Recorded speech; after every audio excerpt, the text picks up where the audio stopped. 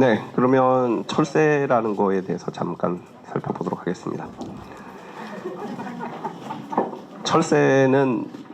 철새를 뭐가 철새일까요? 철새는 철 따라서 이동하는 철없는 새, 철새입니다. 사람들이 철새라고 하면 아무 데나 갈 수 있지 않나 라고 생각하는 것이 가장 대표적입니다. 근데 철새를 정의하자면 우리가 예측 가능한 시기에 예측 가능한 장소, 서로 다른 두 지역을 오가는 새를 규칙적으로 오가는 새를 철새라고 합니다. 그래서 여기서 중요한 것은 두 가지입니다. 예측 가능성, 그리고 주기적이고 반복적으로 한다는 겁니다. 맞습니다. 번식지와 월동지라고 우리가 생각하는 번식지와 월동지를 오가는 규칙적이고 예측 가능하게 반복적으로 이동하는 새를 철새라고 하시면 됩니다. 자, 그런데 월동지라고 하면 호주 사람들 무지 싫어합니다. 왜냐고요? 그쪽은 여름이거든요. 그래서 우리가 브리딩, 윈터링이라고 얘기를 하거든요. 그럼 북반구에 이 틀에 박힌 이 니네들 북반구 사람들의 생각이야. 그렇기 때문에 우리는 큰디브리더에는 여름에 오는 새야. 그렇죠, 여름이잖아요. 그렇기 때문에 넌 브리딩 에어리어라고 얘기를 합니다. 오히려 브리딩 에어리어보다는 넌 브리딩 에어리어에 있는 시간이 훨씬 더 많습니다. 따지고 보면. 그래서 도요는 태양을 쫓아다니는 새입니다. 여름을 쫓아다니는 새입니다. 태양을 쫓아다닌다고 표현을 하기도 합니다. 그래서 우리는 번식지, 월동지라는 표현을 하는데 번식지, 비번식지, 그러니까 우리가 북반구의 사람의 틀에서는 번식지와 월동지라고 얘기를 하는데 번식지와 비번식지. 왜냐하면 열대 지역에도 겨울이 없어요. 그렇죠? 동남아시아에는 겨울이 뭐 차이는 있겠지만 반드시 계절에 따라서 움직이는 것은 아닙니다. 우기와 건기가 있는 지역에서는 우리가 4월달, 9월달이 중요한 것이 아니라 비가 오는 시기와 비가 오지 않는 시기가 새들을 규칙적으로 이동하게 하는 굉장히 중요한 원동력이 되기 때문에 그래서 반드시 계절에 따라 움직인다라고 할 수는 없습니다. 어쨌든 서로 다른 두 개 또는 그 이상의 서식지를 예측 가능한 시기에 예측 가능하게 그리고 규칙적이고 반복적으로 이런 걸 철새라고 합니다. 자, 그런데 법을 따지시는 분, 행정을 하시는 분의 입장에서는 애매하잖아요. 번식지는 어디고 월동지는 어디고 딱 떨어지질 않습니다. 그러면 행정적인 어떤 바운더리를 통과하는 것을 규칙적 예측 가능한 시기에 예측 가능한 방법으로 규칙적이고 반복적으로 국경선을 통과하는 애를 철새로 하자. 네. 그러면 독도에 오는 애는 일본에는 자기들 거라고 우기겠죠. 그래서 사실 행정적이나 정치적인 바운더리를 기준으로 그 선을 넘으면 철새로 가자. 참새가 아침에는 북한에 있다가 낮에 밤에 우리나라로 잘 온다라고 얘기를 하면 예를 들면 걔네들은 철새가 된 겁니다. 행정적으로, 법적으로. 하지만 철새가 어떤 새가 어떤 국경의 바운더리를 넘는 순간 얘는 모든 것이 달라집니다. 얘의 지위는. 우리나라에서 멸종 위기종인데 국경만 넘으면 거기는 사냥 대상종이 될 수도 있어요. 예를 들면 아까 넓적부리 도요 말씀을 드렸잖아요. 넓적부리 도요를 우리가 영국 팀하고 러시아 팀이 지금 관계가 파탄났습니다. 사실 전쟁 때문에. 그러니까 영국이나 유럽의 팀들이 가서 알을 훔쳐온다고 그랬죠. 알을 훔쳐나서 열심히 기르고 보호 활동을 합니다. 그렇게 하면 돈이 뭐 몇 억씩 듭니다. 사실상 엄청나게 많은 인원이 투입이 되니까. 동남아에 가면 걔가 500원에 팔리는데요. 500원이나 1000원. 500원에 팔려요. 고기로 구워져서. 오리는 1,500원인데 넓적부리도는 500원입니다. 왜? 먹을 게 없잖아요. 작아서 먹을 게 없잖아요. 거기는 근수로 가격이 매겨지는 겁니다. 그래서 요 다음 슬라이드가 아마 그런데요. 아니네. 그래서 어떤 종을 보호하는 데 있어서 법적인 보호 조치는 굉장히 중요하고요. 그 종을 관리하는 데 있어서 행정적인 조치는 굉장히 중요합니다. 근데 그런 행정적이나 법적인 지위는 각 국가의 뭐 미국 같은 데는 주마다 다르기도 하고요. 어쨌든 그거는 행정적인 정치적인 바운더리가 있는데 그거에 의해서 결정이 됩니다. 몽골 사람들은 다리 4개 밑으로 잘 안 먹습니다. 네, 다리 2개짜리는 안 먹어요. 그래서 집 주변의 새들이 다 번식을 해도 아니 다리 4개짜리 먹을 게 그렇게 많은데 근데 국경선을 넘어서 내몽골로 딱 오는 순간 이제부터 굉장한 위협에 처하게 되겠죠. 그래서 사회적인 역사적인 문화 그리고 국가 경계선도 굉장히 중요하기 때문에 여기서 CMS라고 하는 이동성 야생동물의 보전에 관한 국제협약에 의해서 이렇게 국가 경계선을 철새로 판단하는 기준을 하고 있습니다. 하지만 네. 자, 철새의 주요 이동 경로 그림 많이 보셨을 겁니다. 우리가 크게 봤을 때 대양으로 구분되거나 어떤 산맥으로 구분됐을 때 아시아 쪽에 있는 하나, 유럽, 아프리카에 있는 하나, 북남미 하나 이렇게 3개의 이동 경로가 있다라고 보기도 하고요. 우리가 좀 더 세밀하게 나누자면 지금 보시는 것처럼 한 9개 정도로 나누기도 합니다.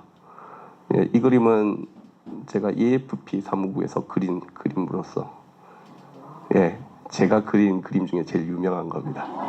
그래서 감사합니다. 그러니까 원래 여기에 제 이름을 왜 네 이름 안 넣었어? 그래서 에이 어떻게 그래요? 라고 어쩌고 박아놨는데 그때 제 이름을 박아놨었어야 됩니다. 네, 그래서 아까 3개라고 했잖아요. 어떤 사람은 6개로 보기도 하고요. 어떤 사람은 9개로 보기도 합니다. 그래서 여기는 9개를 기준을 했을 때 우리나라는 어디 있을까요? 여기 있습니다. 예, 동아시아 대양주 철새 이동 경로라고 얘기를 합니다. 자, 근데 이 그림 여러분 많이 보셨죠? 네, 뿌듯합니다. 근데 이거는 물새류를 기준으로 한 겁니다. 그래서 어떤 관점에서 보는지에 따라서 이거는 굉장히 많이 달라질 수가 있습니다. 예를 들면 우리나라에서 번식한 뻐꾸기는 어디로 갈까요? 예, 탄자니아, 케냐 이쪽으로 갑니다. 영국에서 번식한 애는 어디로 갈까요? 영국에서 번식한 뻐꾸기 이쪽으로 갑니다. 러시아에서 번식한 애는 어디로 갈까요? 이쪽으로 갑니다. 모든 뻐꾸기는 아프리카로 갑니다. 예. 근데 여기 없잖아요. 예. 그래서 산새류들 입장에서는 좀 더 다릅니다. 예를 들면 우리나라에서 번식을 하거나 러시아에서 번식을 우리나라 통과하는 산새들 같은 경우는 대부분 동남아 쪽으로 많이 가잖아요. 예를 들면 새솔새와 같은 애들은 우리나라에서 번식하는 애들부터 여기까지 다 번식을 하거든요. 얘네들은 대부분 인도차이나 반도까지 이렇게 갑니다. 경우에서는 노던 휘티어 같은 경우 얘는 아프리카까지 이렇게 가기도 하고요. 연노랑 솔새는 여기에서 이렇게 갑니다. 10g짜리가. 네, 그래서 여기는 아시아, 아프리카 라인이 없죠. 예, 그런 경우도 있고요. 뻐꾸기나 그런 사례처럼. 그래서 산새류들은 멀리 여기까지 안 가고 도유물대새들은 여기까지 가는데 여기 안 가기 때문에 보통은 여기를 잘라서 여기만 잘라서 동아시아 철새 이동 경로라고도 합니다. 산새류에는 여러분들 갯벌 쪽으로 많이 활동을 하시기 때문에 아마 EAFP 쪽에 더 익숙하실 겁니다. 진짜 우리나라는 딱 중간에 있죠. 예, 그리고 딱 중간에 있는 병목 지역에 있습니다. 병의 목처럼 이렇게 모아지는 지역에 있고 정중간에 있기 때문에 우리나라가 중요합니다. 아까 말씀을 드렸죠. 그래서 사실상은 철새가 전 세계 철새들의 정의는 아까 말씀을 드렸습니다. 그래서 철새를 보호하기 위해서는 한 국가만의 노력이 되는 것이 아니라 철새가 번식하는 지역, 통과하는 지역 그리고 비번식 지역도 같이 보전이 일어나야 됩니다. 도유 물대새에서 호주와 뉴질랜드 입김이 센 이유는 뭘까요? 네? 아니요, 호주와 뉴질랜드 큰디뿌리도요나 이런 애 거기서 여름을 보내잖아요. 크리스마스에 거기서 지내러 갑니다. 근데 거기는 한 50km 정도 해안에서 사람이 한 명도 없어요. 그냥 새들 물이 들어오면 아무데나 가서 앉아도 돼요. 번식제는 원래 사람이 없어요. 러시아에서는 사람이 안 사는 데입니다. 근데 중국이나 우리나라나 일본이나 이런 데 오면 어떻게 될까요? 아무 데나 다 사람이 있어요. 근데 러시아에서는 모니터 개체수를 못 세요. 다 흩어져서 1kg에 한 쌍씩 이렇게 있으니까 개체수를 셀 수가 없죠. 그러면 호주나 뉴질랜드 사람들은 여름에 자기들 여름에 할 일 없으니까 해안에 가서 셉니다. 새 많이 왔네. 근데 그 새가 줄어요. 자기 나라에 오는 생물 자원이 줍니다. 조사를 해보니까. 근데 우리 책임은 아니야. 왜? 호주는 사람도 없고 아무 변화가 없어요. 러시아는 사람이 아예 없지만 거기도 변화가 없어요. 그럼 왜 줄어들까요? 네. 우리나라의 원인이 아니라 원인이 다른, 우리가 실수한 건 아닌데, 우리나라가 실수한 건 아닌데 다른 나라 때문에 우리나라에 오는 새들이 죽어가네. 미개한 것들 우리가 도와줘야지 라고 해서 1980년대부터 굉장히 환경 보전, 갯벌 습지 보전에 굉장한 기여를 많이 했었고, 그러다가 이제 나가 떨어지기 시작하네요. 돈을 부어도 계속 개체수는 주네. 그 다음에 일본이 났습니다. 1990년대 들어서는 일본이 우리가 아시아 태평양 지역의 환경을 보호하겠다 라고 났습니다. 그래서 돈을 많이 냅니다. 그러다 일본이 나가 떨어지고 이제 우리나라가 EAF를 유치를 해서 별로 안 되는 돈을 기부를 하고 있습니다. 이제 중국이 나서려고 이제 EFP 사무국을 뺏어가려고 노리고 있습니다. 그래서 어쨌든 EFP 파트너십이라고 있죠. 그런 사무국이 우리나라로 오게 된, 원래 초창기에 협력활동 네트워크는 호주와 뉴질랜드를 중심으로 발전했다가 일본에서 기대한 영향을 했었고, 이제는 우리나라가 그런 역할을 좀 하고 있습니다. 어쨌든 국제 협력이 필요하다, 철새를 위해서는. 그래서 크게 세 개로 살펴봤을 때 볼까요? 요거 좀 복잡할 수도 있는데요. 회색 라인을 보면 1970년대, 1980년대, 1990년대, 2000년대를 보면 0은 개체수가 유지가 되는 겁니다. 요 라인 밑에 있는 거는 개체수가 줄어든다는 얘기예요. 요 위로 가면 개체수가 는다라는 얘기입니다. 세계 평균은 회색이에요. 물새들의 세계 평균은. 그러니까 전 세계적으로 물새는 줄어들고는 있는데 약간 덜 주는 방향으로 가고 있죠. 전 세계 평균이니까 똑같습니다. 자, 그러면 이제 장거리 이동 철새 뭐가 있을까요? 도유 물대새 같은 경우는 개체수 감소가 매년 20%씩 줄어들다가 요즘 들어서는 이제 0에 가깝게 이제 덜 줄어들지만 여전히 줄어드는 방향으로 갑니다. 녹색은 단거리 텃새나 아니면 텃새나 아주 짧은 거리를 이동하는 애들입니다. 어떻게 될까요? 개체수가 역전이 됐습니다. 1990년대를 기준으로 이제 물새들이 증가를 하는 걸로 돌아왔어요. 왜 그럴까요? 보호를 하니까. 미국과 캐나다가 계속해서 습지를 보호하기 때문에 물새들의 개체수가 이제 감소를 하던 상황에서 증가를 하는 상황으로 늘어난 겁니다. 하지만 여전히 장거리 이동 철새는 아직까지 감소를 하고 있죠. 왜 그럴까요? 남미까지 이동을 하니까요. 중미나 남미에서 일어나는 위협을 막을 수가 없는 겁니다. 유럽, 아프리카입니다. 유럽에 사는 애들은 유럽이나 이동을 안 하는 애들은 개체수가 늘어요. 근데 장거리 이동하는 애들은 줄죠. 왜 그럴까요? 장거리 이동하면 10개 국가를 거쳐가면 10개에서 일어나는 서로 다른 위협을 거치는 겁니다. 게다가 아프리카 국가들까지 포함이 되어 있죠. 아시아는 세계 평균보다 낮죠. 다 주는 겁니다. 미국에서 살려놓으면, 미국 캐나다에서 살려놓으면 중남미에서 잡아먹고, 유럽에서 살려놓으면 아프리카에서 잡아먹고, 여기는 다 잡아먹고.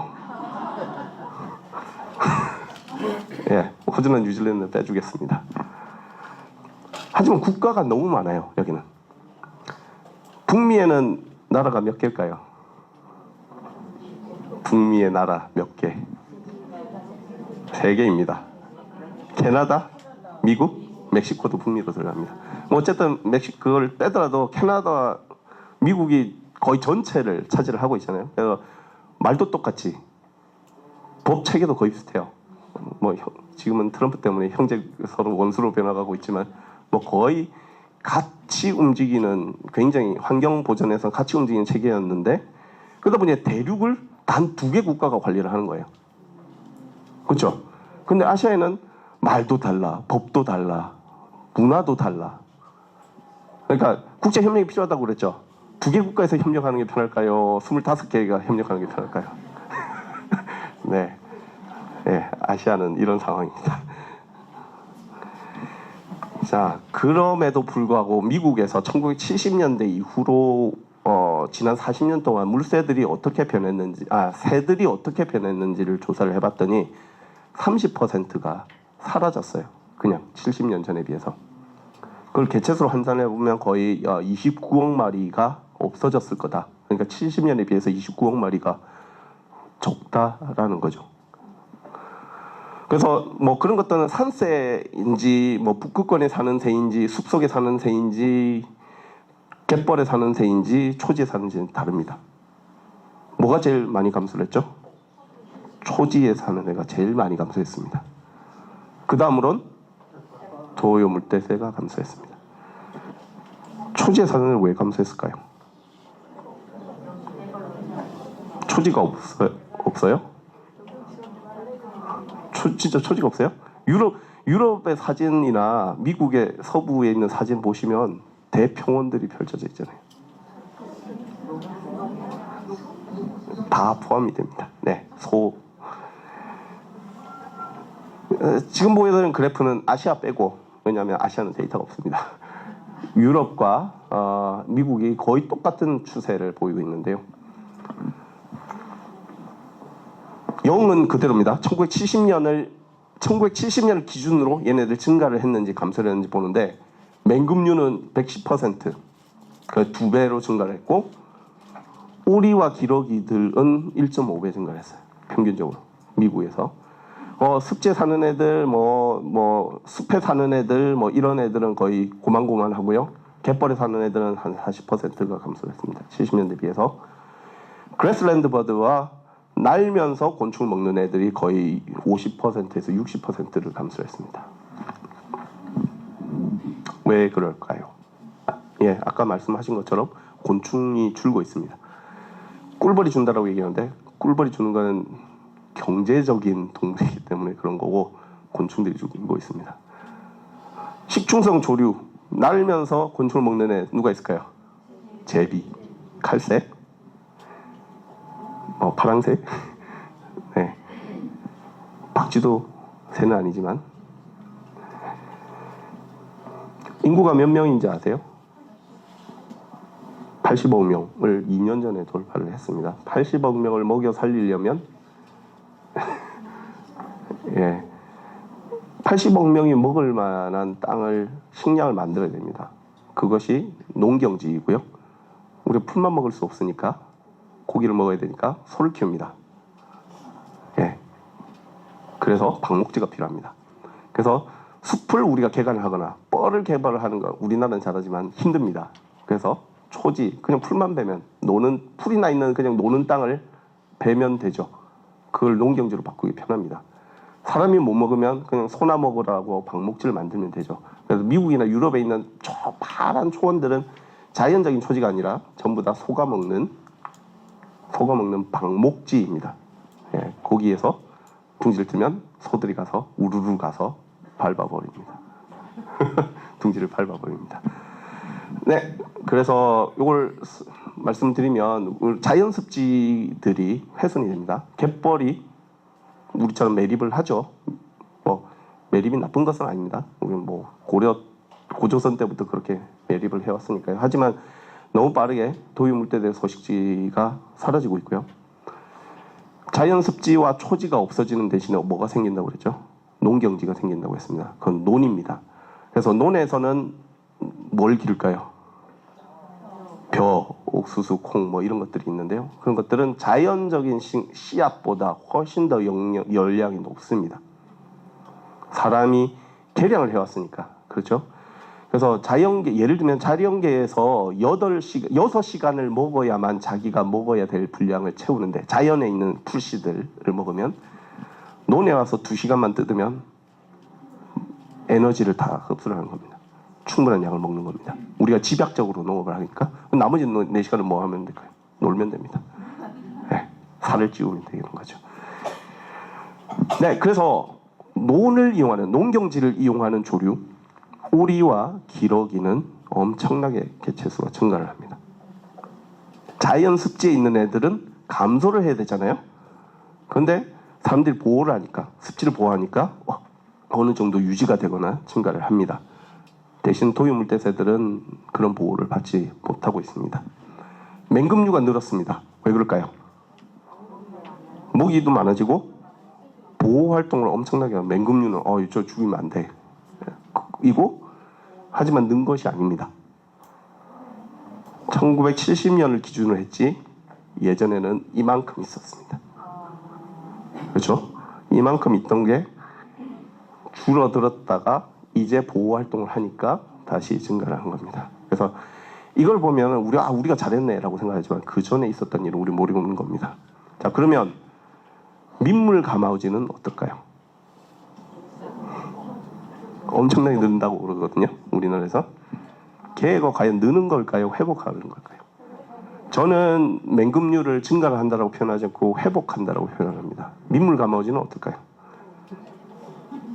네, 회복입니다.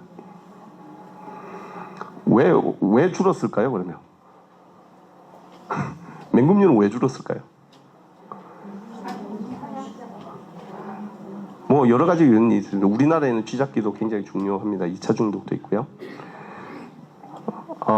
북미 전역에 매가, 미국하고 캐나다 전역에 매가 300쌍 정도가 남았습니다. 1960년대.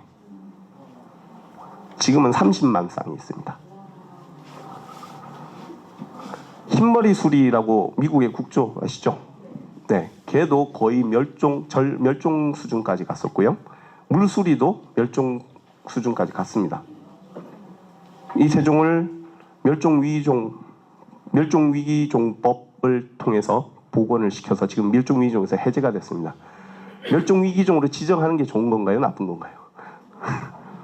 개체수가 느니까 해제를 하는 거예요. 그건 좋은 겁니다. 멸종위기종을 지정하는 이유는 멸종위기종에서 해제시키기 위해서 그 종을 지정을 하는 겁니다.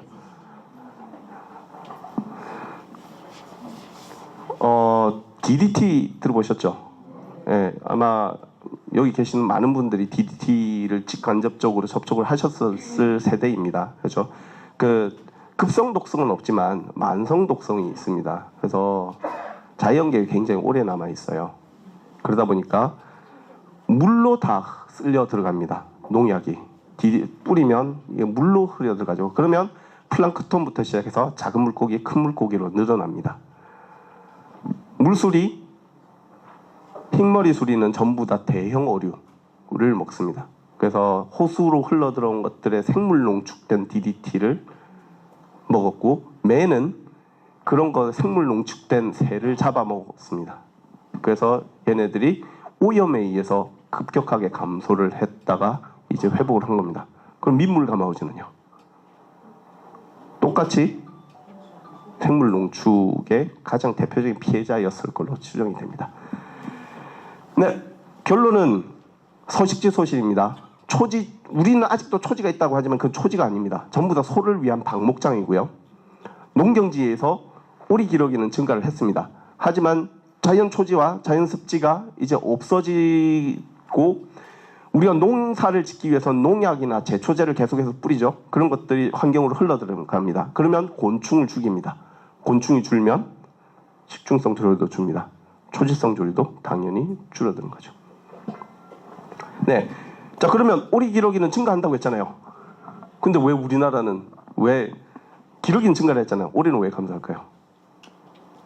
아시아기 때문에 그렇습니다. 아까 보여드렸잖아요. 그래프 보여드렸잖아요. 예, 북미와 유럽에서는 오리는 증가를 하고 있습니다. 아시아 빼고요. 그래서 흰죽지가 개체수가 빠르게 감소를 하고 있고 많은 오리들이 아시아 지역에서는 감소를 하고 있습니다. 자, 뭐 갯벌이니까 도이물대새 지금 쓸데없는 자꾸 얘기가 새서요. 자, 뭐 도요들은 이렇게 움직입니다. 많이 보셨을 텐데요. 큰디뿌리 도요 사례는 들어보셨죠?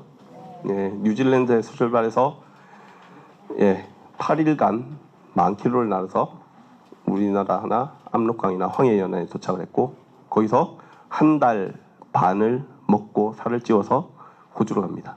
알래스카로 갑니다. 알래스카에서 새끼를 키우고 나서 이제 8월 말이 되면 태평양을 논스톱으로 이동합니다. 8일 동안 11,000km. 지금까지 최대 기록은 13일간 그냥 날아서 호주 동부에 도착한 사례가 있습니다. 최장거리 이동 기록인데요. 13일간 아무것도 안 먹고 마시지도 않고 잠도 자지 않고 그냥 나는 겁니다. 그냥 나는 거죠. 거기서 바람을 한번 맞으면 죽는 겁니다. 얘네들 수명이 얼마나 될까요? 참새는 한 5년 정도, 까치는 한 7, 8년 정도. 민물도요는 몇 년 살 것 같아요? 민물도요 사이즈도 20에서 25년 정도는 삽니다.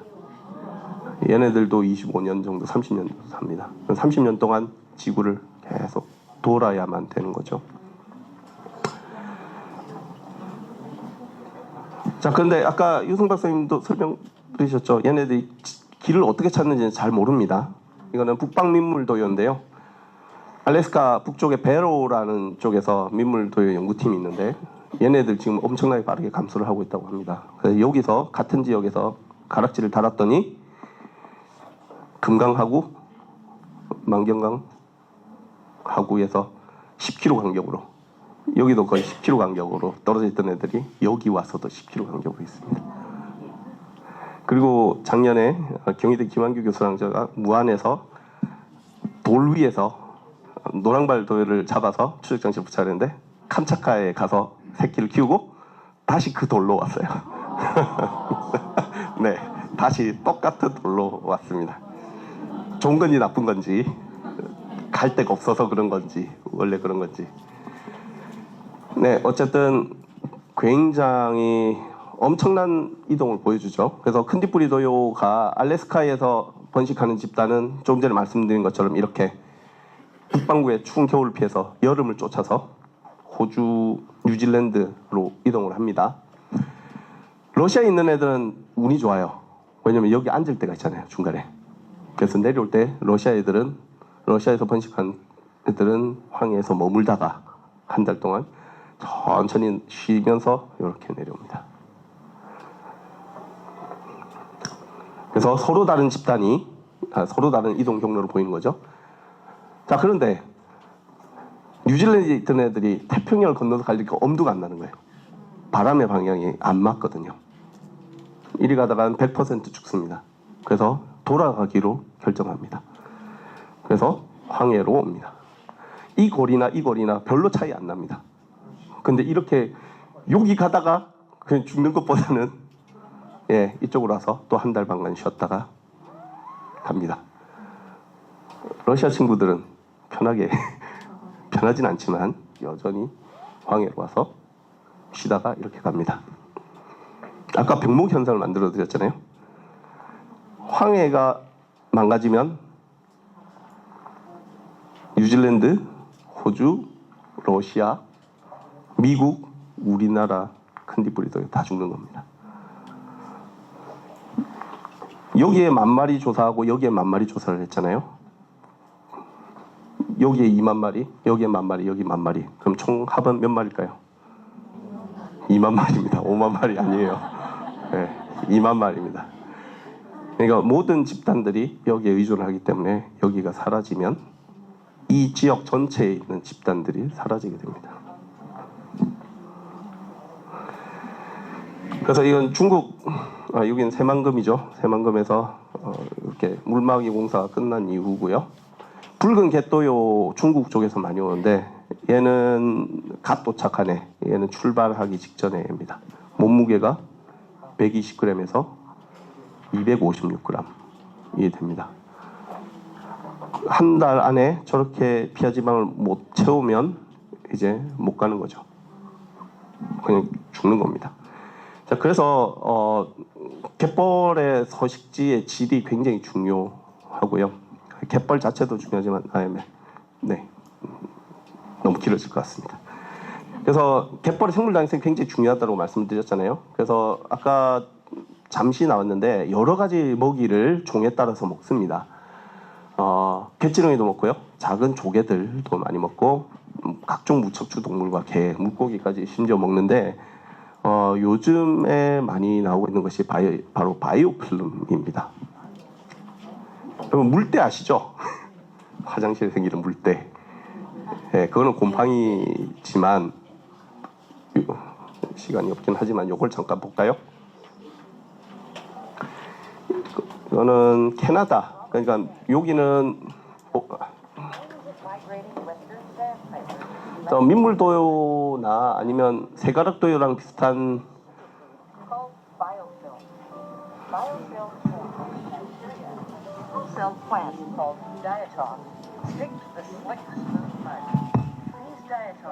갯벌에 가시면 마치 물때처럼 끼어 있는 것들이 있는데요. 그런 것들이 바이오필름이라고 해서 규조류들이 묻혀 있는 겁니다. 그렇기 때문에 규조류들이 묻혀 있으면 얘네들이 1차 생산, 광합성을 하거든요. 광합성을 하면서 이렇게 다른 것들도 얽혀서 마치 물때처럼 이렇게 바닥을 이렇게 형성을 합니다. 물때처럼 치워야 될 것들 보이지만 거기서 이제 탄소도 생산을 하고요. 이산화탄소를 흡수하고요. 그리고 굉장히 다른 생물들이 먹을 수 있는 유기물들을 만듭니다. 예를 들면 탄수화물이라든가 오메가3 이런 것들도 만듭니다. 자, 그래서 사실 이렇게 밝혀진 게 그렇게 오래되지는 않았는데요. 어디 갔지? 네, 지금 보시면 웨스턴 샌드파이퍼라고 하는 아주 작은 민물도요보다 더 작은 종인데요. 얘네들 혀 구조를 살펴보게 되면 혀가 이렇게 돼 있잖아요. 근데 여기 작은 돌기들이 나 있어요. 그래서 이런 거를 가지고 훑어먹습니다. 그래서 우리는 조개나 아니면 그 갯지렁이 같은 걸 먹는다라고 얘기를 하는데 실제로는 갯벌에 있는 뻘에 있는 얕은 층 뻘도 먹습니다. 뻘 같은 것도 먹어서 거기에 들어있는 이런 규조류들의 집합 바이오필름들을 먹어서 의외로 그거 먹어가지고 되겠어? 라고 생각을 하겠지만 그런 부분들도 굉장히 높은 생산성, 갯벌의 생산성이 높을 경우에는 그런 바이오필름으로도 충분한 에너지원을 흡수를 할 수가 있습니다. 그래서 신경 안 쓰셔도 됩니다. 네. 네. 네, 그래서 호주에서 꾸준하게 이런 모니터링을 주로 자발적인 모니터링을 진행을 해오게 됩니다. 그래서 호주 쪽의 갯벌을 따라서 사람들이 모여서 각 지역별로 주별로 이렇게 모니터링을 한 결과를 취합을 해서 1990년대 이후에 개체수가 어떻게 변했는지를 봤더니 지금 보시는 것처럼 둘, 넷, 여섯, 여덟, 10종 중에 2종을 빼고는 다 감소를 했습니다. 자기들 잘못이 아닌데 우리 지역에 도래하는 10종의 도요물대새들 중에 8종이 감소를 했어요. 심각하게 감소를 한 종들도 있습니다. 거의 절반 이하로 떨어졌죠. 그러다 보니까 왜 줄었는지 원인을 가지고 여러 가지 요인들을 분석을 해봤더니 황해에 의존하는 애들일수록 황해에 의존하는 애들은 무조건 개체수가 감소를 한 겁니다. 그래서 아까 조금 전에 보여드린 것처럼 황해에서 머무는 시간이 길어지면 길어질수록 개체수의 감소 속도가 점점점 심해지는 걸 알 수가 있습니다. 그래서 아까처럼 먹지도 않고 마시지도 않고 여기에 도래를 했을 때 적당한 장소가 없어진 겁니다. 서울에서 목포까지 고속도로에 휴게소가 하나밖에 없는데 화장실이 하나밖에 없을 때 여러분 급동이 생기면 어떻게 될까요? 아니면 주유소가 있습니다. 뭐 휘발유차 몰고 가는데 경유밖에 없어요. 그럼 어떻게 될까요? 경유라도 넣어야 되겠죠? 그러면 어떻게 될까요? 그런 상황이 되는 겁니다. 뭐 그렇다는 건 아니고요. 자, 그래서 상당히 재밌는 연구를 한 게 있는데 충남발전연구원의 정옥식 박사님이 그 개화도 조개라고 하는 우리나라 특산 조개, 작은 조개이고요. 거기에 있는 기생충을 연구를 했는데 개화도 주변에 오는 도요새들은 그 기생충이 감염이 돼 있어요. 도요들이. 근데 강화도에 오는 애들은 감염이 안 돼 있어요. 그 얘기는 무슨 뜻일까요? 아까 제가 오리의 얘기를 말씀드려서 만약에 시와오가 아니 여기가 한 군데가 없어지면 그 옆에 개체수가 늘어날 수 있다고 했잖아요.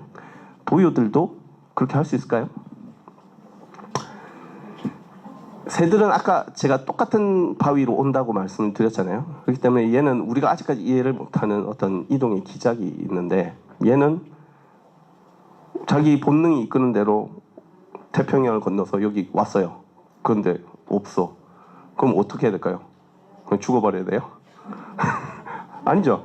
모든 생물들은 살려고 적응을 합니다. 그럼 이 주변에서 다시 찾겠죠. 익숙하지 않은데 내가 10년 동안 여기를 와서 내가 20살 아이 지금까지 반평생 살았는데 잘 쓰던 곳이 없어진 거예요. 그러면 이제 나머지 10년은 엉뚱한 데 가서 살아야 됩니다. 내가 정확하게 이때쯤 올 걸 예상하고 연료를 채웠는데 여기 없어졌어요. 그러면 그 옆에 가서 살아야 됩니다. 나한테 익숙하지 않은 원래 살지 않는 곳에 갑니다. 그러면 사망률이 높아질 수밖에 없죠. 자, 그런데 뭐 그렇다 쳐요. 살아남았습니다. 그래서 가서 새끼를 치고 다시 왔습니다. 다시 왔는데 이제 서씨는 없으니까 저기 주변에 갔죠. 자, 그러면 개에게서 태어난 새끼는 어떻게 될까요?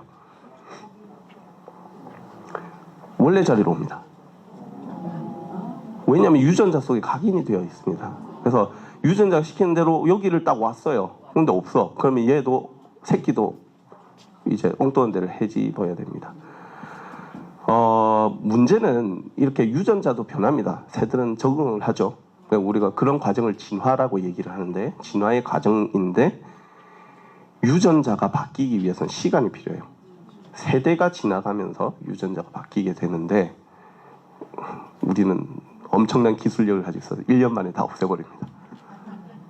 서식지에 변하는 속도가 새들이 적응을 해나가는 시간보다 서식지가 변하는 시간이 훨씬 더 빠르기 때문에 이제 쫓아갈 수가 없는 겁니다. 네, 그렇습니다. 그래서 황해 깃벌이 중요하다는 이유가 바로 여기에 있습니다. 자, 그래서 이런 것들을 중요한 서식지를 보호하기 큰일 났네.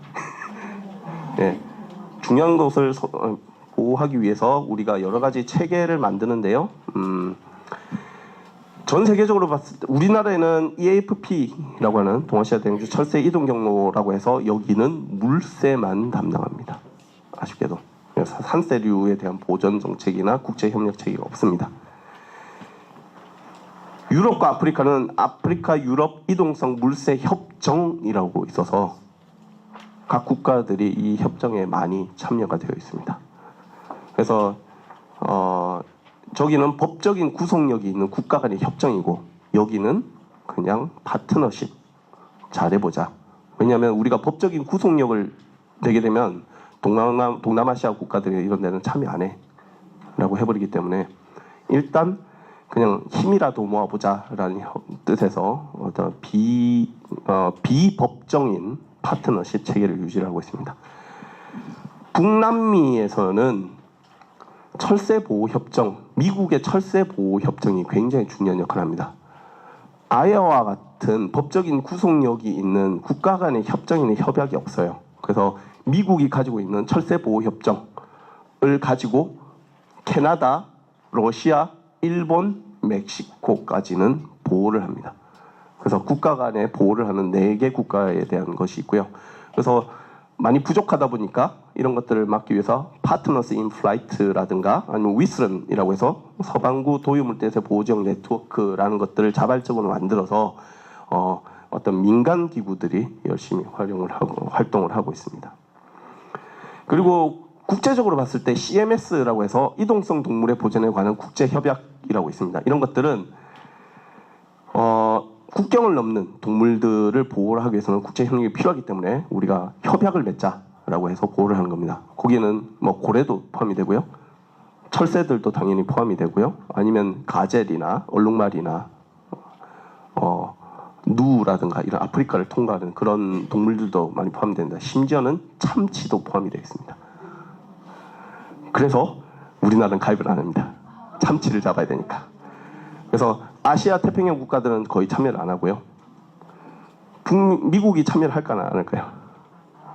뭐 우리가 대륙을 다 관할하는데 필요 없다 안 하고, 그래서 대부분은 유럽, 아프리카 국가들이 CMS를 주도를 하고 있고 남미 국가들이 일부 참여를 하고 있습니다. CMS는 유일하게 몽골하고 필리핀만 여기에 참여를 하고 있습니다. 그래서 CMS의 그러니까 법적인 보호를 받는 데서 있어서 아시아 태평양 지역은 빠져 있는 겁니다. 법적인 구성력, 특히 산세는 빠져 있고요. 물세만 우리가 파트너십을 형성해서 하자라고 하는데, 이거는 법적인 강제 조항, 각 국가의 법적인 강제 조항을 규정하는 협약이나 협정이 아닙니다. 그래서 한계가 있습니다. 네, 너무 앞에 시간을 많이 끌었는데요. 지금 몇 시까지 하죠? 6시까지인가요? 30분 남았네요. 네. 자, 우리나라에서 법정 보호종은 크게 4개 부서가 단원합니다. 환경부에서는 멸종위기 생물, 야생생물을 지정을 합니다. 해수부에서는 해양보호생물로 지정을 하고요. 국가유산청에서는 천연기념물을 지정을 합니다. 그래서 산림청에는 희귀식물과 특산식물이 있습니다. 새는 없습니다. 그래서 산림청은 빼고요. 새와 관련된 부서는 법정 보호종 체계는 환경부와 해수부와 국가유산청이 가지고 있다까지만 이해를 하시면 되겠습니다. 하지만 기본적으로 우리나라에 있는 모든 야생동물, 그러니까 묻에 있는 바다생물 빼고요, 고래나 이런 애들 빼고 육상에 있는 모든 생물종, 특히 동물, 척추동물, 야생동물을 관할하는 관청은 1999년 이전에는 산림청이었습니다. 그러다가 환경청에서 환경부로 승격이 되고 생물 다양성이나 모든 동물과 관련된 관할을 이제 환경부로 넘어가게 되죠. 네, 그 이후로 예전에는 조수보호법이라고 해서 조수보호 및 수렵에 관한 법률이라고 해서 산림청이 관할하던 것이 이제 환경부로 넘어오면서 야생동식물보호법이라는 형태로 바뀌고, 지금은 야생생물보호 및 관리에 관한 법률이라는 것이 가장 중요한 법령 체계로 유지되고 있습니다. 그래서 야생생물법이라고 얘기를 합니다. 여기는 식물, 동물뿐만 아니라 곤충, 모든 생물 다양성 전체를 다루고 있습니다. 예전에 산림청에서는 조수보호, 조수는 뭐죠? 조류 포유류입니다. 왜 개구리는 먹어도 되는 시절이었거든요. 그렇죠? 우리나라에서 예전에는 자연 동물에 대한 개념 자체가 동물은 아무데나 있어. 천연기념물만 보호하면 돼. 그러니까 아무렇게나 잡아도 되죠. 근데 총 가지고 사고를 치지 마라고 해서 수렵까지도 들어가는 겁니다. 그래서 예전에 동물이 많았기 때문에 우리가 어떤 특정한 종 외에는 아무거나 잡을 수 있는 체계에서 이제는 보호를 기본으로 하는 체계로 바뀌게 된 겁니다. 근데 개념이, 사람들의 인식이 많이 바뀌게 된 거죠. 그래서 야생생물이란 야생생물법에 따르면 야생생물이란 산들 또는 강 등 자연상태에서 번식하거나 자생하는 동물, 식물, 균류, 지유류, 원생생물, 원핵생물의 종을 포함한다라고 얘기를 하고 있습니다. 이거는 이렇게 되면 밖에서 태어나고 자라는 거는 다 야생동물이 됩니다. 그래서 예전에는 도둑고양이라고 했다가 요즘은 들고양이라고 해. 들고양이는 가축일까요? 야생동물일까요? 예, 산에서 자생하면 야생동물이 되고요. 예, 마을에 돌아다니면 농림부 소관입니다. 집비둘기는 야생동물일까요? 가축일까요? 자, 집비둘기가 야생동물이다. 손 들어보세요. 가축이다. 그럼 손. 그래서 농림부와 환경부가 싸웠습니다. 우리 안 맡을래라고 싸웠는데 누가 먼저 태클을 걸었을까요? 농림부가 아니 걔네들 밖에서 자라잖아. 니네 환경부 가져가라고 해서 두 부처가 싸웠는데 법제처에서 자연 상태에서 서식하거나 자생하니까 야생동물이다라고 해서 울며겨져몇개로 환경부가 들고 갔습니다. 자, 지금 우리나라에 들어있는 여러 가지 외래 생물들, 그 사슴 같은 거 키우던 농장에서 키우다가 도망가잖아요. 도망간 애는 가축이에요. 함부로 잡으면 남의 지갑을 남의 지갑 떨어진 거 훔쳐간 거랑 똑같습니다. 자, 그런데 거기서 새끼를 놓고 키우면 어떻게 될까요? 아직까지 법 체계가 없습니다. 그렇기 때문에 관리를 할 수 있는 게 없어요. 그러니까 서로 안 할래를 하다 보니까 공백이 발생을 할 수밖에 없습니다. 자, 그래서 기본적으로는 야생동물을 조류를 하는 것은 환경부다. 그러니까 해수부도 원래는 동물에 대한 권한이 없었어요. 새에 대한, 도유물대새에 대한 권한이 없었습니다. 그런데 갯벌이나 이런 걸 중요하게 여기다 보니까 저거 환경부에서 우리 거 몇 개 좀 뺏어오면 우리가 예산도 늘고 인력도 늘겠네 라고 해서 환경부에 있는 걸 억지로 뺏어옵니다.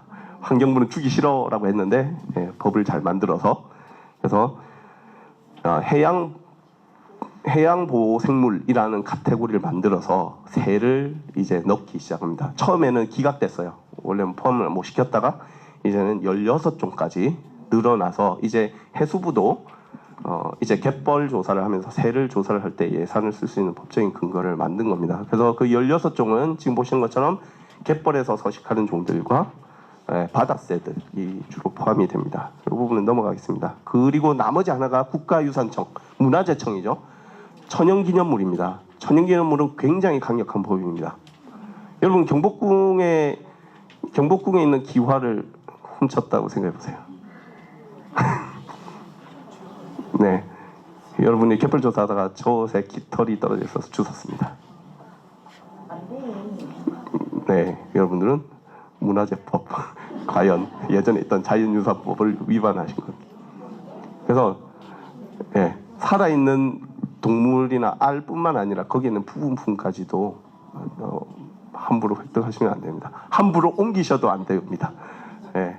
그래서 문화재, 그러니까 지금 문화재법이 바뀌었거든요. 그래서 자연유산법으로 바뀌어 있긴 한데 기본적인 것은 예전에는 문화재청에서 담당을 하다 보니까 얘는 문화재야. 그러니까 동물과 식물은 다르잖아요. 그러니까 우리의 문화유산과는 다른데도 불구하고 깃털 하나 뽑으면 기와장 하나 훔쳐가는 걸로 간주를 해서, 물론 그러지는 않습니다. 하지만 이제 법적인 문제가 발생을 했을 때는 그런 것들을 해서 아주 강력한 처벌을 받았던 법입니다. 어쨌든 여전히 천연기념물은 우리가 어떤 동물들을 보호할 때 굉장히 중요한 부분을 차지하고 있습니다. 하지만 분명한 것은 국가유산청에서 관리하는 천연기념물은 문화적인 가치, 역사적인 가치를 가지고 평가를 합니다. 얘가 개체수가 감소하고 있다라는 생물학적인 근거를 토대로 한 것이 아니라 원앙처럼, 예전에 원앙금침을 했던 것처럼 문화적인 가치에 의해서 결정이 되는 것이기 때문에 사실상 생물학적인 기준에 의해서 결정이 된다고 주장하는 환경부의 멸종위기종법과는 다릅니다. 네. 근데 사실은 우리나라에서 아까 조수보호법에서 어떤 종을 보호하는 체계가 사실은 없었다고 했잖아요. 그게 생긴 게 80년대 후반입니다. 그런데 문화재청에서 천연기념물로는 어떤 새를 보호할 수 있어요. 예전에는 어떤 특정한 동물을 보호한다는 개념이 없었거든요. 예를 들면 야생생물, 멸종위기 야생생물 1급, 2급 이런 것들이 없었던 시절이죠. 그때는 새를 보호해야 돼. 그럼 어떻게 해야 될까요? 천연기념물로 지정하는 겁니다. 그 당시에 산림청에서 그 종을 보호대상종으로 지정한 것이 아니라 문화재청에서 그 애를 천연기념물로 지정한 거예요. 그러다 보니까 사람들의 인식에는 천연기념물 하면 아주 귀한 새이고, 그리고 실질적으로 종을 보호하는 데 역할을 하는 종입니다. 하지만 원칙적으로는 천연기념물은 역사적, 경관적, 학술적 가치에 의해서 평가가 됩니다. 그러니까 우리가 사실은 문화재청을 활용을 한 거죠. 새를 보호하는 체계에 의해서. 네, 그렇습니다. 자, 산림청은 이제 뺏겼어요. 야생동물을 뺏겼습니다. 그 당시에 우리나라 전체의 야생동물 담당하던 연구사 및 그 보조 인력이 6명이었습니다. 우리나라 야생동물 전체를 하는 조수를 관리하는 인력이 6명이 있습니다. 지금은 엄청나게 발전한 거죠. 예, 그래서 산청에서는 이제 아예 신경 안 씁니다. 네, 그래서 뭐 하든지 말든지 멧돼지가 약간 문제를 일으키고 사슴이 뭐 나무 심은 거 뜯어먹고 해도 뭐 어쩌겠어라고 관심이 없습니다. 원래 주무부처인데요. 자, 그런데 문제는 뭐냐면 우리가 동물을 관리할 때 있어서 동물 자체, 종 자체를 관리할 수도 있고요. 어떤 보호종으로 지정해서 보호할 수 있습니다. 천연기념물처럼 한 개체를 보호할 수 있습니다.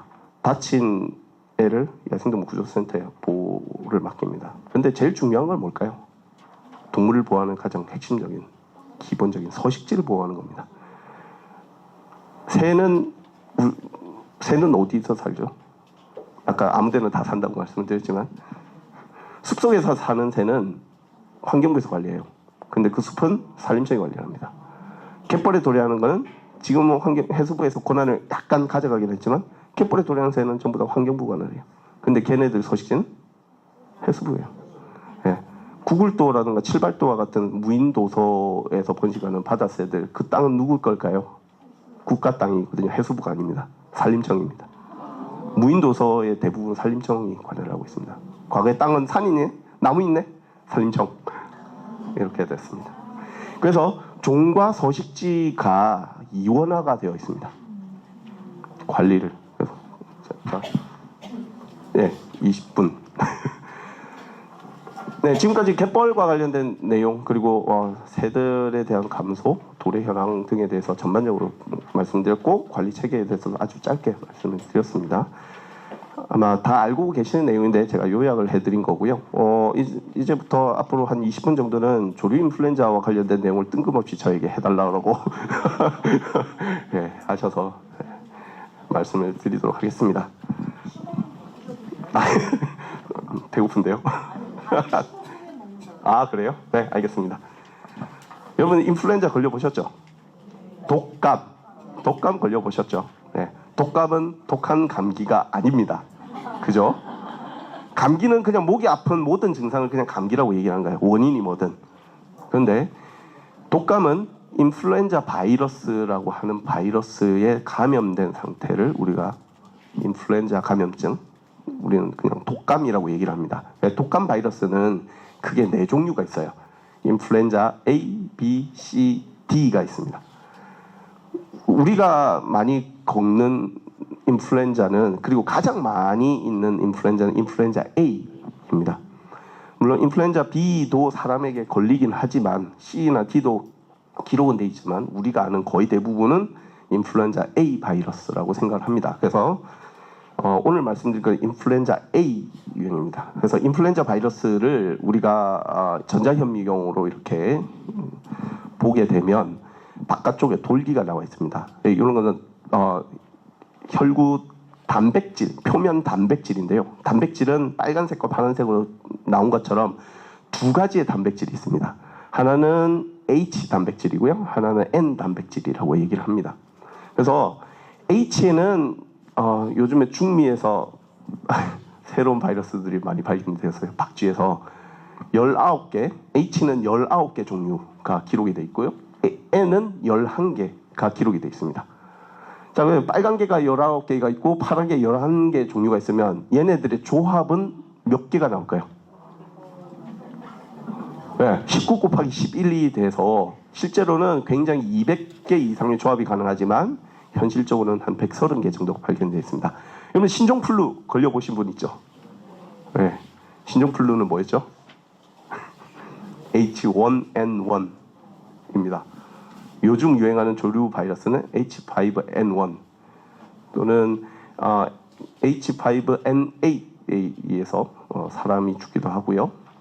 어쨌든 굉장히 다양한 조합이 있습니다. 그래서 H1N1이라고 할 때 앞에 있는 숫자가 그 종류, 번호를 얘기를 하는 겁니다. 자, 그래서 H 바이러스는 19개인데 최근에 발견된 거는 박쥐에서만 발견이 된 거기 때문에 뺐습니다. 그래서 전통적으로는 16개 정도, H는 16개가 굉장히 많이 발견하고 N은 9개 정도가 굉장히 많이 잘 알려져 있습니다. H1은 요런 동물들한테 보고가 돼요. HAD라는 표면 단백질을 가지고 있으면 얘네들한테 감염이 되고 H13은 돌고래한테도 감염이 돼요. 돌고래도 독감에 걸립니다. 자, 표면 단백질을 가지고 숙주들, 어떤 숙주들이 있는지를 봤더니 이렇게 되어 있습니다. 그러니까 요것들이 조합이 돼서 어떤 숙주가 결정이 되겠죠. 자, 여기서 공통점이 있습니다. 뭐, 새.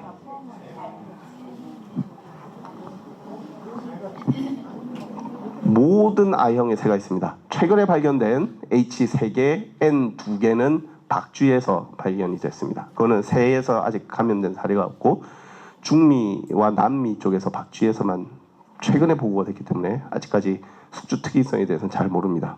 하지만 분명한 것은 우리가 지금까지 잘 알려져 있는 인플루엔자 A 바이러스의 표면 단백질의 수용성을 봤을 때 새가 모두 기본을 차지하고 있습니다. 그래서 어떻게 보면 인플루엔자 A 바이러스는 조류에게서 진화한 것이 아닌가라고 추정을 하기도 합니다. 사람을 가장 많이 죽인 감염병은 뭐가 있을까요? 흑사병. 중세시대의 흑사병. 유럽 인구의 3분의 1을 죽였다라고 추정을 하고 있죠. 그런데 정확하게 우리가 알지는 못합니다. 사람이 몇 명이 죽었는지 알 수는 없습니다. 그냥 역사적으로 밝혀진 다음에 우리가 정확하게 사상자가 알려진 것이 바로 스페인 독감입니다. 1919년, 18년에 발병을 해서 19년까지 유행을 했습니다. 그 스페인 독감은 원래 미국에서 나오는데 스페인에서 막 터뜨려서 스페인에서 발견한 것이 아니라 미국에서 발병을 했습니다. 네, 우리나라에서도 무오년 독감이라고 우리나라까지도 영향을 미쳤고요. 그 당시의 상황을 보게 되면 거의 그 당시에 인구가 5억 명이었는데 1억 명, 최대 1억 명 또는 500만 명, 그 전체 5분의 1 또는 10분의 1, 전 세계 인구의 10분의 1 정도는 걸렸을 걸로 추정을 하고 있고요. 그 중에 18억 명, 그 중에 지금 보시는 것처럼 5억 명이 죽었다고 생각이 됩니다. 죄송합니다. 18억 명이었는데 그 당시에 죽은 사람이 총 인구가 18억 명이었는데 5억 명 정도가 죽은 것으로 추정을 하고 있습니다. 아닌데? 아니요. 아이씨, 헷갈리네. 아까 최대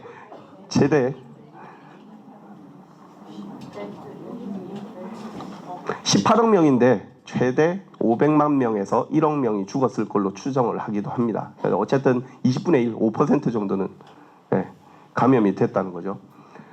코로나 바이러스는 1%도 안 됩니다. 거기에 비하면.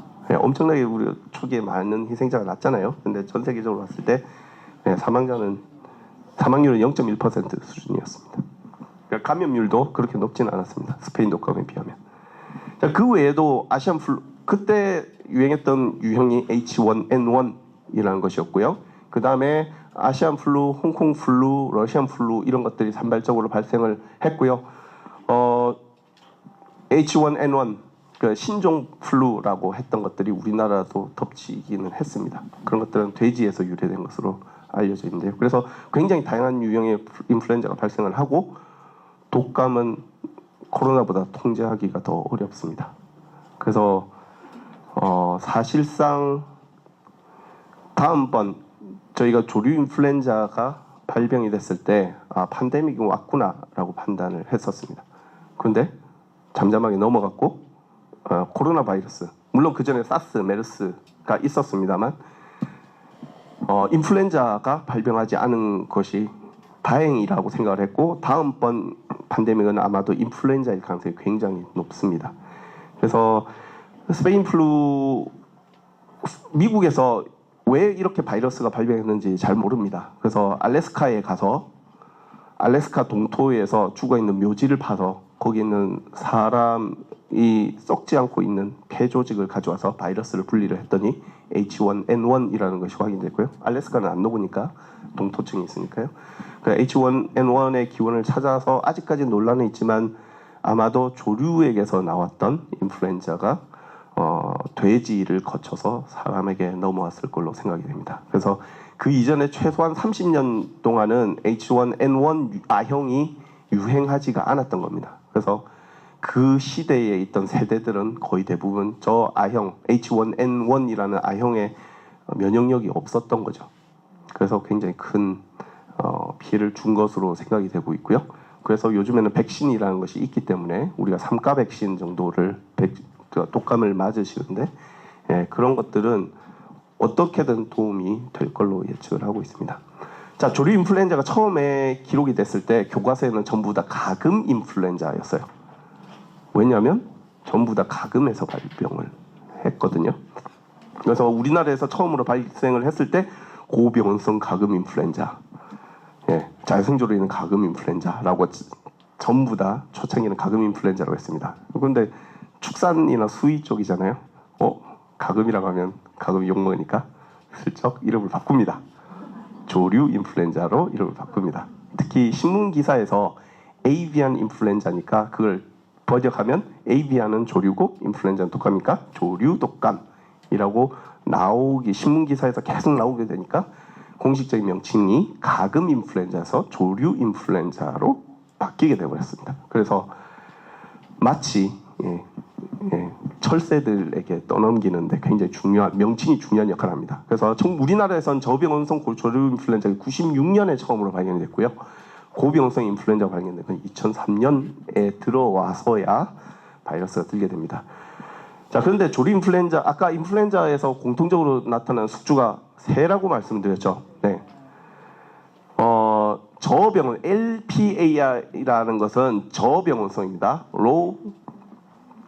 Low Pathogenic Avian Influenza라고 해서 저병원성 H5N1은 1975년에 가금뿐만 아니라 야생조류에게서도 많이 발견됩니다. 우리가 지금 문제가 되고 있는 것은 H5N1이라고 많이 들어보셨죠. 그래서 H5N1은 원래는 저병원성으로 발견이 된 겁니다. 그러다가 고병성 H5N1이 처음으로 발견된 것이 닭에게서 고병성 조류 인플루엔자 H5N1이 발견이 됩니다. 자, 그런데 지금 문제가 되고 있는 H5N1은 기존과는 완전히 다른 새로운 바이러스입니다. 그래서 H5N1형이기는 한데 새롭게 만들어진 거예요. 그래서 1996년에 중국 곽동성에 거위가 비실비실 거려서 검사를 해봤더니 지금까지 알려지지 않았던 새로운 바이러스가 발견된 거예요. H5N1. 그냥 그러려니 한 겁니다. 왜냐하면 가금이나 자연계에서는 새로운 바이러스 좁들은 상당히 항상 발생을 해요. 그러다가 사라집니다. 그러다가 소식이 없어져서 그냥 기록으로만 남아 있었어요. 그런데 그 다음 해에 홍콩에서 갑자기 홍콩에서 양계농장에서 대규모 감염이 발생을 하고 갑자기 한 아파트에 살고 있던 18명이 걸려서 6명이 사망을 합니다. 조류 인플루엔자는 닭에서 나오는 질병인데 양계농장에서 나오는 가금 질병 때문에 갑자기 사람이 죽은 거예요. 사람 독감도 아닌데 조류에게서 특이적으로 적응이 된 바이러스인데 사람을 죽이는 거에 사람들이 깜짝 놀란 겁니다. 그래서 스페인 독감처럼 이것이 사람에게 넘어갈 수 있다라고 해서 엄청난 감염 우려를 나오게 됩니다. 그러다가 홍콩에서 2002년 5년 동안 잠잠했어요. 정말 잠잠해졌다가 이제 사라졌나 보다. 그냥 해프닝이었겠구나라고 생각을 했는데 2002년에 야생조류이긴 하지만 청둥오리 키우는 청둥오리에서 발견이 되었다가 2005년에 들어서 갑자기 중국 서부에 있는 칭하이 호수에서 바헤디드 기스라는 애들이 3,000마리가 죽기 시작하고 이게 다른 조류들까지 다 포함해서 거의 6,000마리가 집단 폐사를 하게 됩니다. 그래서 가금에 있어야 되는 질병이 갑자기 사람을 죽이고 어느 순간 완전히 사라졌다가 갑자기 5년 후에 등장을 해서 그냥 기록만 됐고 한 3년 후에 갑자기 새들에게서 집단 폐사를 일으킨 겁니다. 중국 남부에서 있던 질병이 거위에서 나온 질병이 홍콩에서 사람을 죽이고 중국 서부에 있는 야생 기러기들을 죽이게 된 겁니다. 아예 새로운 것이 확인이 되죠. 그리고 나서는 이제 동남아시아, 한국, 몽골을 거쳐서 유럽으로 가고 유럽에서 아프리카로 퍼지게 됩니다. 이렇게 퍼지는 이유는, 가장 큰 이유는 사람 때문이 그렇습니다. 거위가 국경을 통과하나요? 수출을 하면 되잖아요. 네, 중국에서 오리 키우는 거 혹시 동영상 보신 적 있나요? 5,000마리, 10,000마리 같은 거 막 때려하죠. 중국에서 전통적으로 오리를 기를 때 사료를 아끼기 위해서 낮에는 논에다가 풀어놓습니다. 그리고 저녁이 되면 사람들이 긴 장대를 들고 쫓아다니면서 집으로 가게 이렇게 몰아가면 지네들이 집도 잘 찾아와요. 가금 농장 안에서 돌던 조류인플루엔자 바이러스를 가지고 있던 애가 논으로 나갑니다. 논이나 습지로 나가서 먹이를 먹고 배설을 하죠. 근데 그 자리에, 집오리가 사라지는 자리에 야생에 오는 오리나 기러기들이 와서 같은 장소에서 먹이를 먹습니다. 그러다가 바이러스에 감염이 되는 거죠.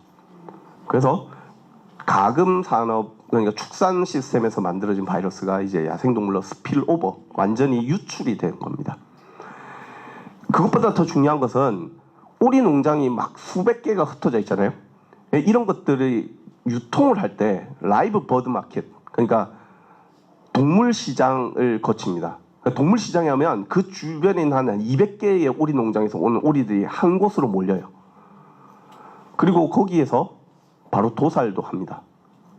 그리고 그 주변에는 야생동물도 많이 있어요. 뱀도 팔고 원숭이도 팔고, 예, 야생 오리도 팔고 토끼도 팔고, 예, 그런 것들을 같은 자리에서 도살을 합니다. 그러니까 핏물이 바닥으로 흘러 들어가는데 사람들이 거기를 계속 왔다 갔다 하죠. 그런 과정에서 바이러스들이 거기 가서 핏물을 밟고, 오염된 핏물을 밟고 있던 사람들이 자기 농장으로 갑니다. 그리고 거기에서 다시 퍼뜨리고 하는 형태로 가금 농장 안에서 많이 돌게 되죠. 그리고 제가 FAO하고 현장 조사를 갔을 때 오리가 아프잖아요. 저는 농장에서 한 100마리 정도 기르는 한 70대 할아버지 할머니들이 농사 지으시는 분들이, 우리가 현장 조사를 갔더니 오리 한 마리가 집 안에 있어요. 얘 아파서 안 내보냈다는 거예요. 따뜻한 데서 키우려고. 네, 그러기도 하고요. 오리가 한 마리씩 죽기 시작하잖아요. 그럼 빨리 팔아버려요. 시골이니까 팔면 죽으면 돈이 안 되니까 그냥 빨리 팔아버립니다. 네. 그런 형태로 가금 안에서 굉장한 바이러스가 새롭게 발견이 되고 이게 평가를 하게 됩니다. 그래서 초기에 2005년도에 보시면 유럽으로 퍼졌는데요. 이게 야생 조류에게서 나타난 AI 발병 지역이고요. 요거는 가금에서 조류 인플루엔자가 발병한 지역입니다. 어떻게 되어 있어요? 여러분, 분포가? 네. 도로망입니다. 도로망을 따라 이렇게 가죠. 지금도 조류 인플루엔자 확산의 가장 큰 원인은 감염된 농장에서 사람들이 다른 농장을 이동하는 겁니다. 예를 들어 사료도 배달을 해야 되고요. 그리고 얘네들 팔고 사고 내가 다 팔았으면 새로운 종란이나 새끼를 데려와야 되잖아요. 그렇기 때문에 계속해서 거래가 있는데 그 과정에서 이렇게 유럽으로 확인이 된 겁니다. 그래서 유럽에 있는 동물원에 호랑이가 죽었는데 알고 봤더니 닭을 줬어요. 수입된 닭을 줬는데 그게 닭이 감염이 되어 있었다든가 하는 그런 사례들이 있습니다. 그래서 초반에는 조류 인플루엔자가 분명하게 사람들의 이동에 의해서 이동한 겁니다. 지금 우한 사태 이후로 이런 야생동물들이 먹는 것이 금지가 되긴 했지만 굉장히 많은 동물들이 함께 섞여 있었습니다. 그래서 외부에서 자연계에 있던 바이러스들이 가축을 통해서 사람으로 오게 되는 그런 사례들이 많이 있고요. 코로나 바이러스의 중간 숙주는 원래는 박쥐에서 나왔다가 중간 숙주는 뭐라고 들으셨어요? 천상갑에서 바이러스가 발견이 됐기 때문에 그럴 거라고 생각을 합니다. 근데 아닙니다. 정확하게 몰라요, 아직까지. 근데 아마도 최근의 연구에 따르면 너구리일 것으로 생각이 됩니다.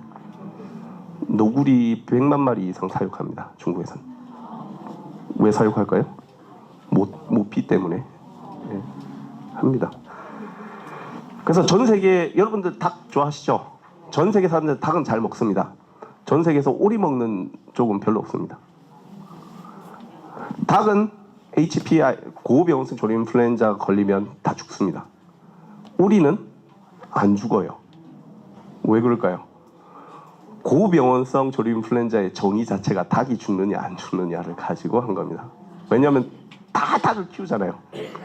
닭이 죽으면 고병원성이고 안 죽으면 저병원성입니다. 근데 오리는 안 죽어요. 얘는 그냥 바이러스만 가지고 있는 겁니다. 전 세계 오리 사육의 90%가 중국에서 사육됩니다. 중국 오리 유명하잖아요.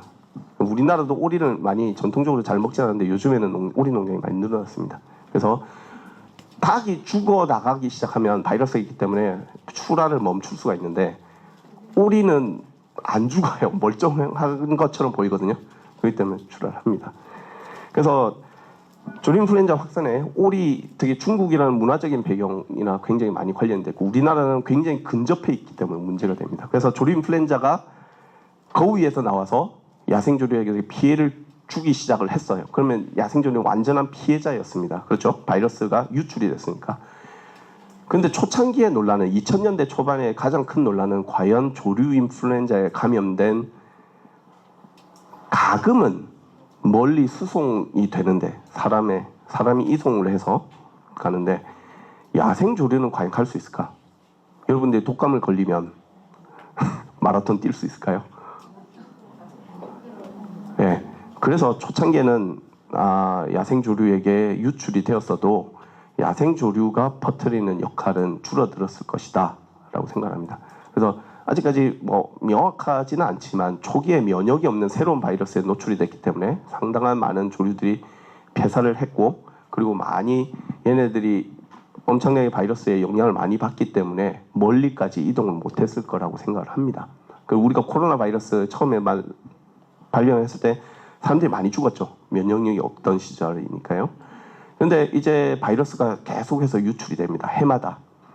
그리고 그중에 오리들이 살아남잖아요. 아프다가 낫고 그러면 면역력을 가지게 되고 이제 점차 철새들이 바이러스를 가진 채로 장거리를 이동할 수 있게 되는 상황 국면이 되게 됩니다.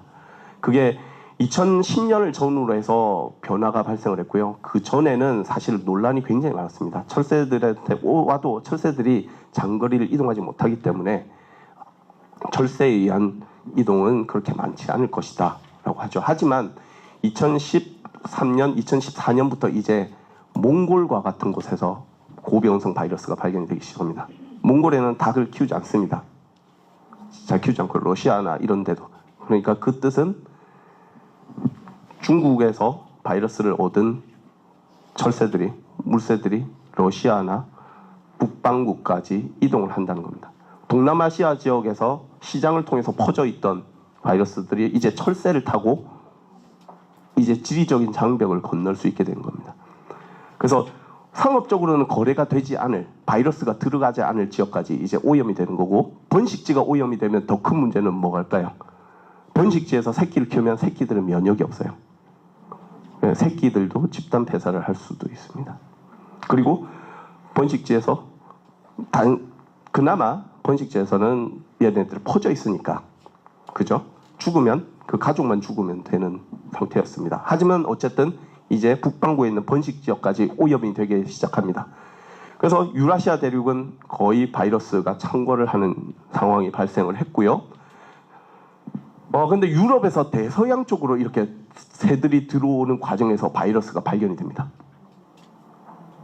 그러니까 중국에서 발병한 바이러스가 유럽으로 가고 유럽에서 대서양을 통해서 미국 동부로 들어갑니다. 반면에 여기 있던 것들은 철새를 따라서 캄차카를 통해서 가서 알래스카로 들어갑니다. 근데 알래스카는 예를 들면 고방오리와 같은 애들은 일본이나 우리나라에 있던 고방오리는 일본 열도와 캄차카를 통해서 알래스카까지 들어갑니다. 알래스카에 있는 고방오리는 두 개 집단이에요. 아시아에서 온 집단과 북미에서 온 집단. 바이러스가 이 지역을 오염시키면 어디로 들어갈까요? 내려가게 됩니다.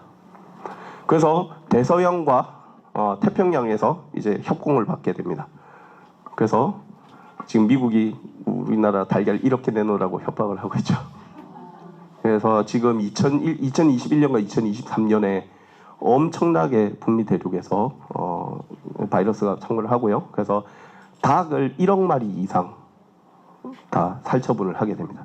그래서 지금 계란이 모자라게 되는 상황이죠. 문제는 이렇게 북미로 들어간 것들이 이제 다시 철새를 타고 남미로 들어갑니다.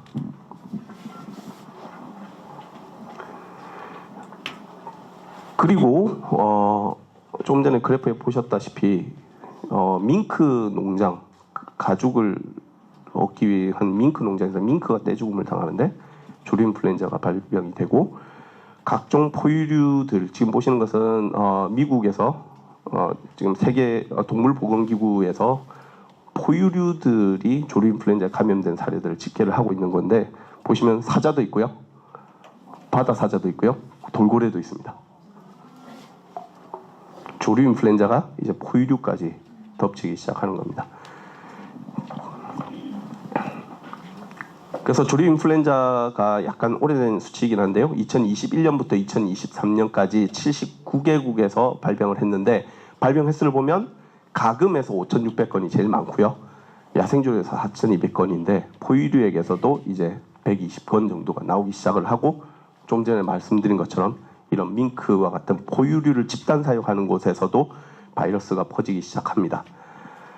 조류 인플루엔자가 바로 사람에게 넘어오지는 않아요, 대부분. 그래서 여러분들이 걱정하실 필요는 없습니다. 대부분 바이러스는 종간 장벽이 있기 때문에 여러분들이 바이러스를 고농도로 흡입하지 않는 이상은 안전합니다. 예를 들면 양계장에서 일하는 사람이 보호장구를 착용을 하지 않았다, 감염된 그런 경우에는 감염이 될 가능성이 있습니다. 그리고 감염이 되더라도 증세가 없을 가능성이 굉장히 큽니다.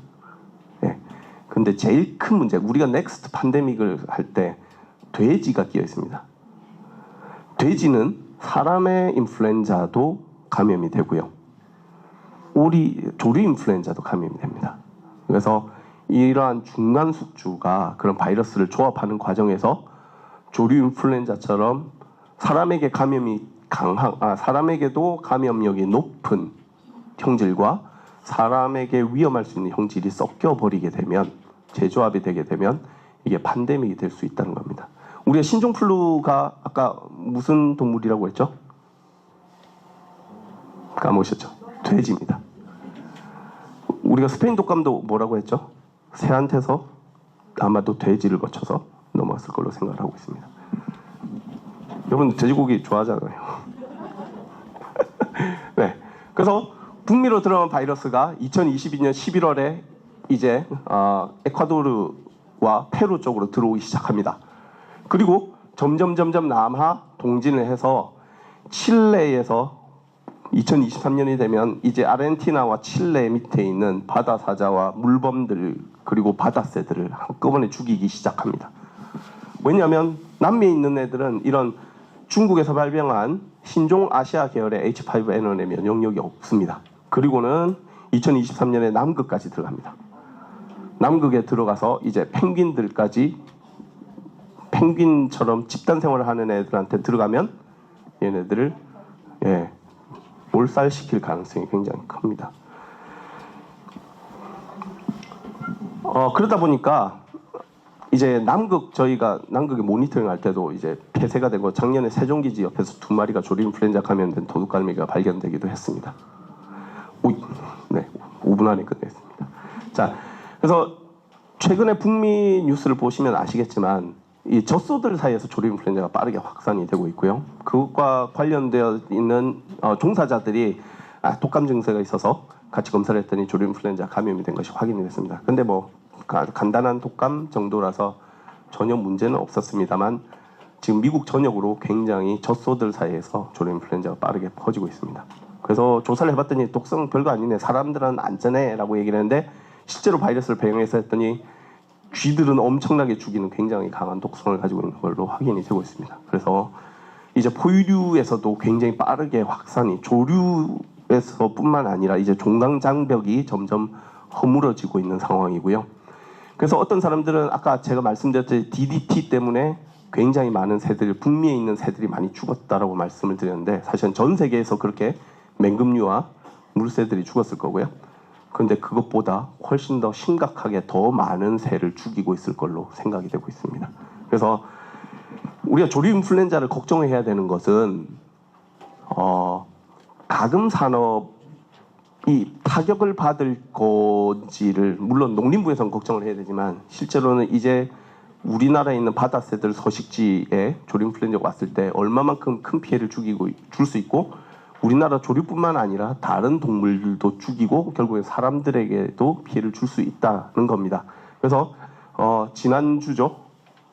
언제죠? 3월 20일 지난주에 화순에서 발견된 사객에서 조류 인플루엔자가 발견이 돼서 이제 우리나라에서도 고유류 감염 사례가 이제 확인이 되고 있습니다.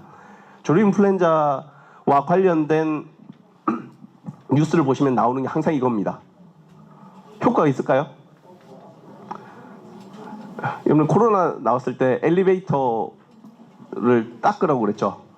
닦아야 됩니다. 우리가 아무리 이렇게 분무기로 뿌려도 미생물과 물방울과 물방울, 소독액과 소독액 사이에 공간이 있기 때문에 이렇게 뿌려봐야 말짱 헛겁니다. 그 세계보건기구에서 이렇게 하지 말라라고 공고를 해요. 하지만 해야 되겠죠. 뭐라도 해라라고 하니까 이렇게 해야 되는 겁니다. 뉴스에도 나가고 이렇게 하지 말라고 하는데도 합니다. 뭐라도 해야 되니까요. 어쩔 수 없죠. 그래서 자연계로 유출된 바이러스를 막을 수 있는 방법은 없습니다. 코로나 바이러스, 사스, 메르스에서 우리가 겪었잖아요. 근데 조류 인플루엔자가 만약에 사람에게 팬데믹을 일으키면 훨씬 더 위험한 질병이 될 가능성이 굉장히 큽니다. 네, 그래서 확산 방지 매뉴얼이 여러 가지가 있는데요. 이거는 전부 다 농장에 해당되는 겁니다. 그래서 조류 인플루엔자가 발견된 곳에 역학조사를 나가게 되면 뭐든지 위반한 사례가 많아요. 밖에 나가서 있던 장화를 그대로 신고 들어오거나 아니면 감염된 농장에서 들어온 축산물이나 아니면 사료라든가 이런 것들 들여오는 경우가 방역을 하지 않고 들어오는 경우가 언제나 많이 나와 있습니다. 자, 그러면 야생조류는 어떻게 될까요? 일단 발견을 하시면 그냥 110으로 해서 지자체에 신고를 하시면 지자체에서 수거를 할 겁니다. 그래서 여러분들이 하시는 거는 폐사체가 있다. 한 마리는 뭐 사실은 죽는 거 많이 보잖아요. 근데 한 마리가 아니라 두세 마리 이상이 죽어 있을 경우에는 지자체로 신고를 하시면 지자체에서 국립야생동물질병관리원으로 연락을 합니다. 그러면 지자체에서 그걸 수거를 해서 야생동물질병관리원에 가서 AI 검사를 하고 AI가 없으면 그냥 그대로 상황 종료가 됩니다.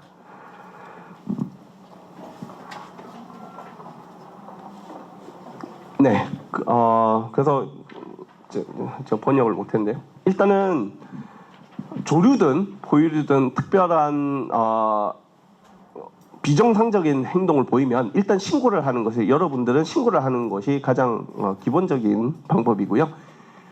만약에 새가 죽어가고 있잖아요. 새가 아파서 빌빌거리고 있잖아요. 그러면 여러분은 어떻게 해야 될까요? 네, 신고를 하시면 되고요. 죽어 있으면 어떻게 될까요? 네, 네, 맞습니다. 정확하네요. 그래서 가장 좋은 거는 신고를 하는 거고요. 그렇다면 대응을 할 때 그 지역을 어떻게 하느냐가 문제입니다. 기본적으로 수거를 하거든요. 많이 수거를 합니다. 그래서 수거를 하는데 그게 질병마다 근데 어떤 질병인지 모를 경우에는 사체를 수거하면서 돌아다니잖아요. 그럼 무슨 일이 발생할 새들이 다 다른 곳으로 가겠죠. 그리고 내 신발이나 이런 것을 오염시키기 때문에 다른 곳으로도 내가 또는 그 방역자들이 바이러스를 옮길 수가 있습니다. 그래서 습지를 없애자, 철새 안 도래하지 않게 하면 되지 않느냐라고 해서 습지를 메꾸거나 하는 행동은 오히려 새들을 퍼뜨릴 수 있기 때문에 하지 말라라고 강력하게 권고를 하고 있습니다. 네, 그래서 요걸 가면 물새는 습지 그리고 갯벌의 건강성을 대표하는 지표고요. 우리나라의 동물은 환경부에서 관할하지만 문제는 동물 자체와 서식지를 함께 관리하지 않기 때문에 이원화되어 있어서 대응에 조금 한계가 있습니다.